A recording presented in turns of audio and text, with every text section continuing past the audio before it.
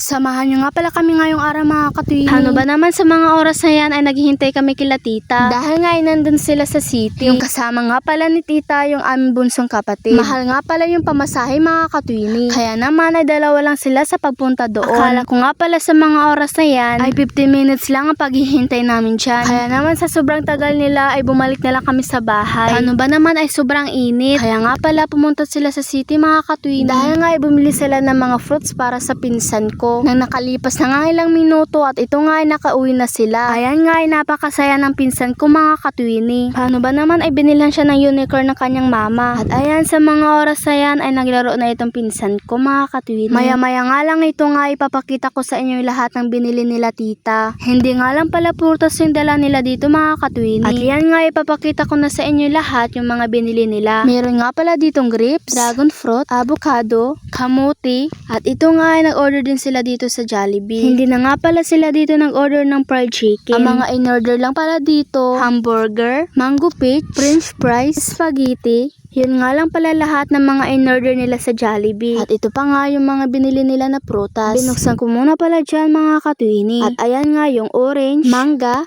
apple na malalaki at peras. Meron pa nga pala dito sa isang plastic mga katwini. Ito nga ay pakwan. Sunod nga pala dito, ito nga yung mga maliliit na apple. Maya maya nga lang nang tapos na nga pala akong ipakita sa inyo lahat ng binili nila. Ay kumain na muna pala kami dyan mga katwini. Nang natapos na nga pala kaming kumain dito, ay ayan nga inugasan ko muna yung mga prutas. Pagpasensyahan nyo na nga pala mga katwini kung masyadong madilim dyan. Paano ba naman ay lagi nagbabrown out dito. Yung tubig nga pala na hinugasan ko dyan ay sa water jug na lang ako kumuha para sa panghugas ng mga prutas. Ano ba naman ay naubusan kami ng tubig mga katwini. Wala na nga kuryente, nawalan pa ng tubig. Tapos sobrang init pa ngayong araw mga katwini. Na natapos na nga pala ako maghugas ng mga prutas, ay ito nga ay nilagay ko na ito sa rep. Kahit nga ay brown out.